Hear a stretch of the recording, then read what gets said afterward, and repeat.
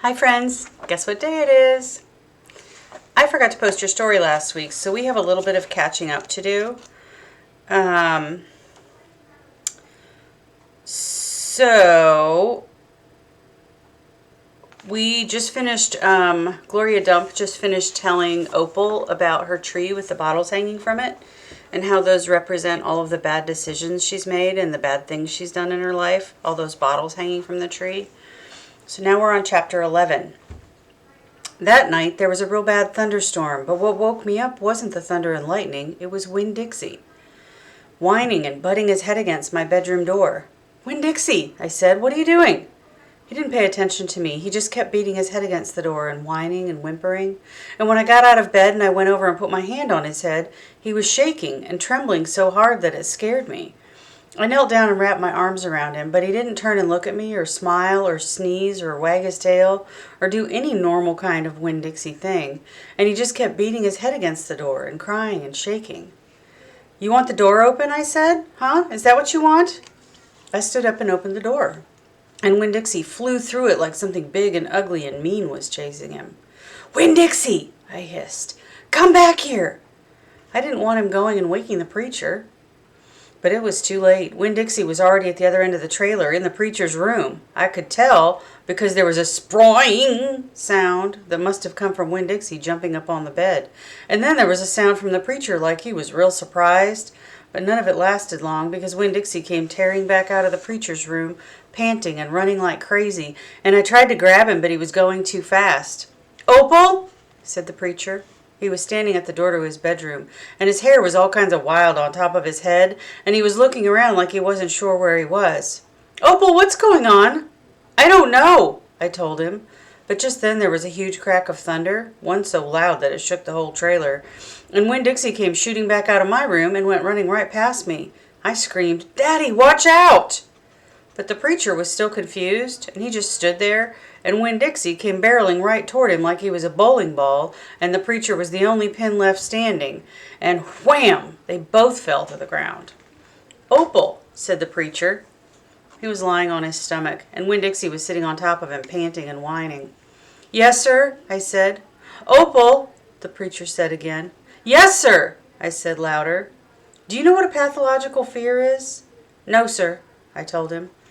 The preacher raised a hand and rubbed his nose. "Well," he said after a minute, "it's a fear that goes way beyond normal fears. It's a fear you can't be talked out of or reasoned out of." Just then there was another crack of thunder, and Winn Dixie rose straight up in the air like somebody had poked him with something hot. When he hit the floor, he started running. He ran back to my bedroom, and I didn't even try to catch him. I just got out of his way. The preacher lay there on the ground, rubbing his nose. Finally, he sat up. He said, "Opal, I believe Winn Dixie has a pathological fear of thunderstorms." And just when he finished his sentence, here came Winn Dixie again, running to save his life.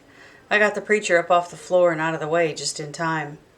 There didn't seem to be a thing we could do for Winn Dixie to make him feel better, so we just sat there and watched him run back and forth, all terrorized and panting. And every time there was another crack of thunder, Winn Dixie acted all over again like it was surely the end of the world. "The storm won't last long," the preacher told me, "and when it's over, the real Winn Dixie will come back."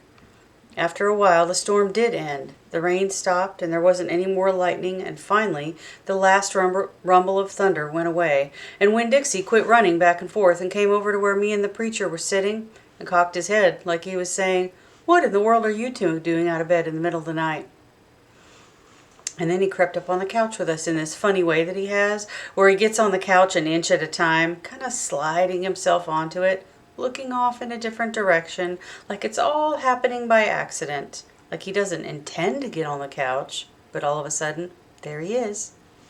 And so the three of us sat there. I rubbed Winn Dixie's head and scratched him behind the ears the way he liked, and the preacher said, "There are an awful lot of thunderstorms in Florida in the summertime."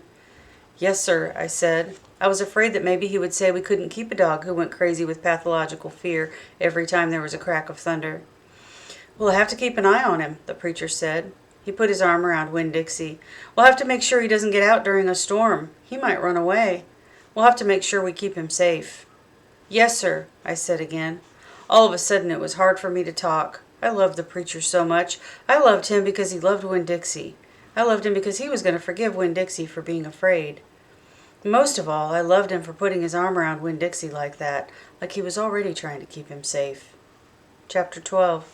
Me and Winn-Dixie got to Gertrude's Pets so early for my first day of work that the closed sign was still in the window, but when I pushed on the door, it swung open.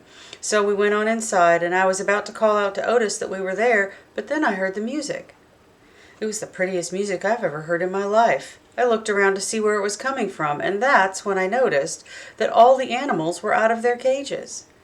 There were rabbits and hamsters and gerbils and mice and birds and lizards and snakes, and they were all just sitting there on the floor like they had turned to stone, and Otis was standing there in the middle of them. He was playing a guitar, and he had on skinny, pointy-toed cowboy boots, and he was tapping them while he was playing the music. His eyes were closed, and he was smiling.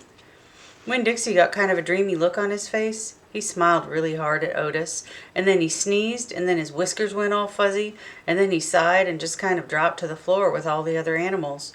Just then Gertrude caught sight of Winn-Dixie. "Dog!" she croaked, and flew over and landed on his head. Otis looked up at me. He stopped playing his guitar, and the spell was broken.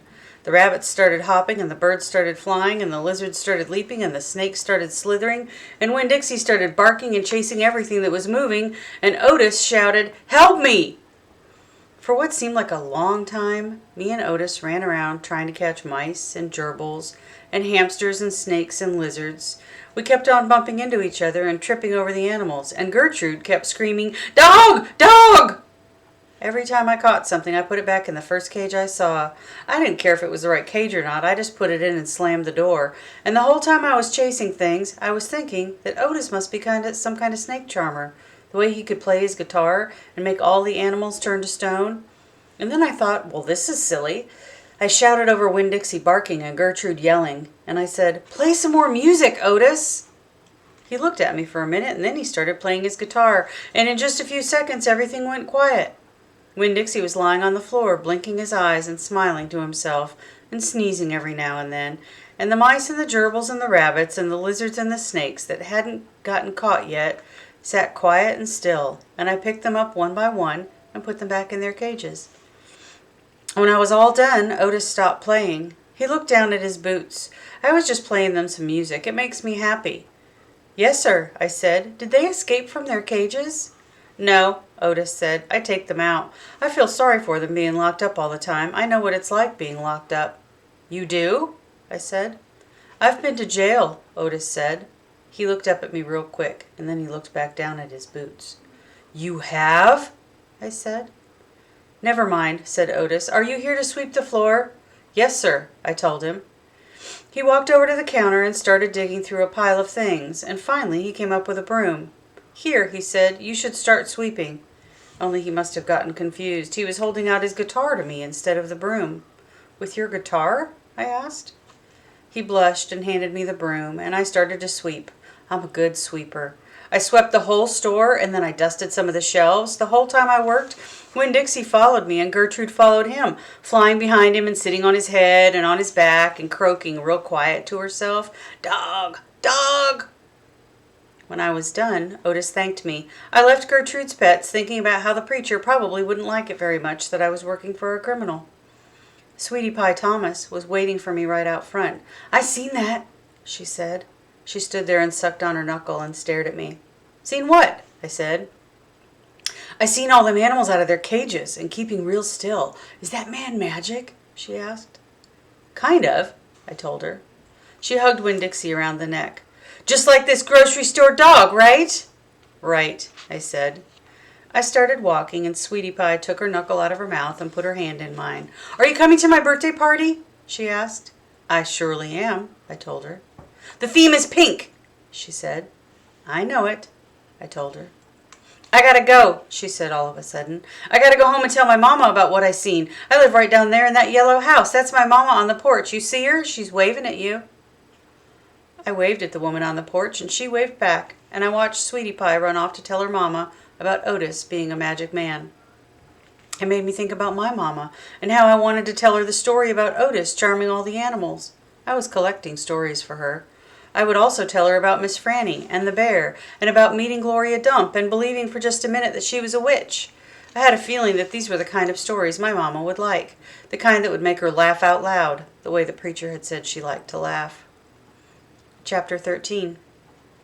Me and Winn Dixie got into a daily routine where we would leave the trailer early in the morning and get down to Gertrude's Pets in time to hear Otis play his guitar music for the animals. Sometimes Sweetie Pie snuck in for the concert, too. She sat on the floor and wrapped her arms around Winn Dixie and rocked him back and forth like he was a big old teddy bear. And then when the music was over, she would walk around trying to pick out which pet she wanted, but she always gave up and went home, because the only thing she really wanted was a dog like Winn Dixie. After she was gone, I would sweep and clean up and even arrange some of Otis's shelves, because he did not have an eye for arranging things, and I did. And when I was done, Otis would write down my time in a notebook that he had marked on the outside. 1 red leather collar, 1 red leather leash. And the whole time, he did not in any way ever act like a criminal. After working at Gertrude's Pets, me and Winn Dixie would go over to Herman W. Block Memorial Library and talk to Miss Franny Block and listen to her tell us a story.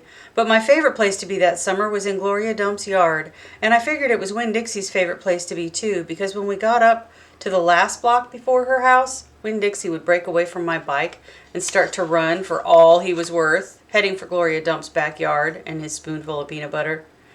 Sometimes Dunlap and Stevie Dewberry would follow me. They would holler, "There goes the preacher's daughter visiting the witch." "She's not a witch," I told them. It made me mad, the way they wouldn't listen to me and kept on believing whatever they wanted to believe about Gloria Dump.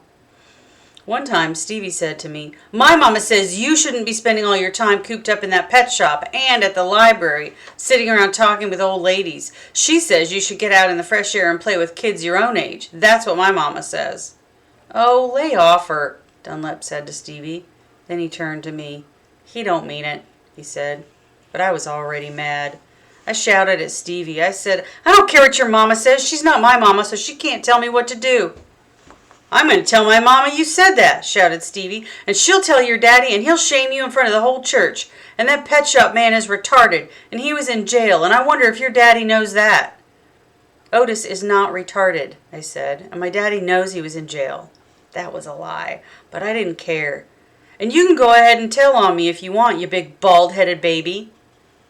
I swear, it about wore me out yelling at Dunlap and Stevie Dewberry every day.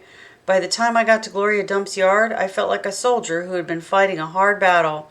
Gloria would make a peanut butter sandwich straight off, and then she would pour me a cup of coffee, with half coffee and half milk, and that would refresh me. "Why don't you play with them boys?" Gloria asked me. "Because they're ignorant," I told her. "They still think you're a witch, and it doesn't matter how many times I tell them you're not." "I think they're just trying to make friends with you in a roundabout way," Gloria said. "I don't want to be their friend," I said. "It might be fun having them 2 boys for friends." "I'd rather talk with you," I said. "They're stupid and mean, and they're boys." Gloria would shake her head and sigh, and then she would ask me what was going on in the world, and did I have any stories to tell her, and I always did.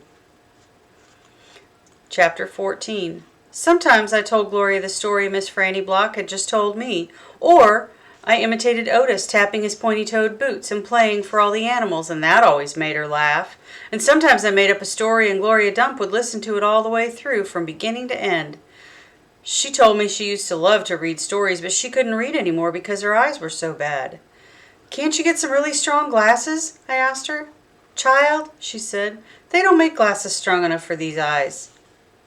One day, when the storytelling was done, I decided to tell Gloria that Otis was a criminal. I thought maybe I should tell an adult about it, and Gloria was the best adult I knew. "Gloria," I said. "Mm-hmm," she said back. "Do you know Otis?" "I don't know him, but I know what you tell me about him." "Well, he's a criminal. He's been in jail. Do you think I should be afraid of him?" "What for?" "I don't know. For doing bad things, I guess. For being in jail." "Child," said Gloria, "let me show you something." She got up out of her chair real slow and took a hold of my arm. "Let's the 2 of us walk all the way to the back of this yard."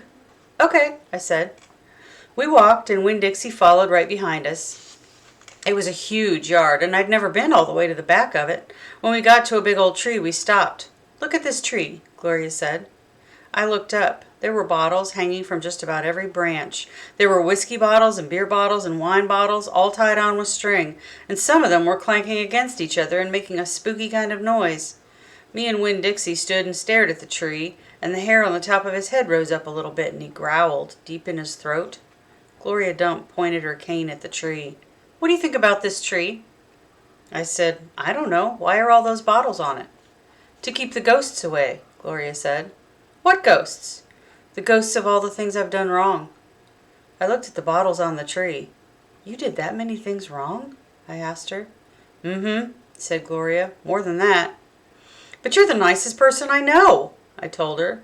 "It don't mean I haven't done bad things," she said. "There's whiskey bottles on there," I told her, "and beer bottles." "Child," said Gloria Dump, "I know that. I'm the one who put 'em there. I'm the one who drank what was in 'em."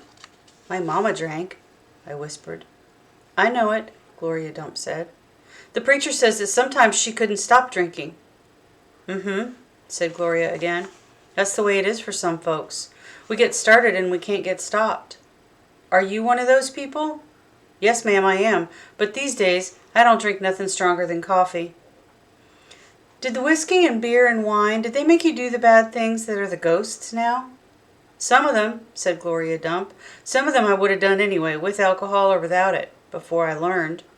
"Learned what?" "Learned what is the most important thing." "What's that?" I asked her. "Well, it's different for everyone," she said. "You find out on your own. But in the meantime, you've got to remember, you can't always judge people by the things they've done. You got to judge them by what they're doing now. You judge Otis by the pretty music he plays and how kind he is to them animals, because that's all you know about him right now. All right?" "Yes, ma'am," I said.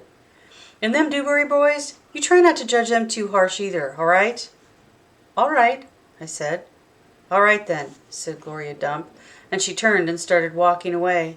When Dixie nudged me with his wet nose and wagged his tail, when he saw I wasn't going, he trotted off after Gloria.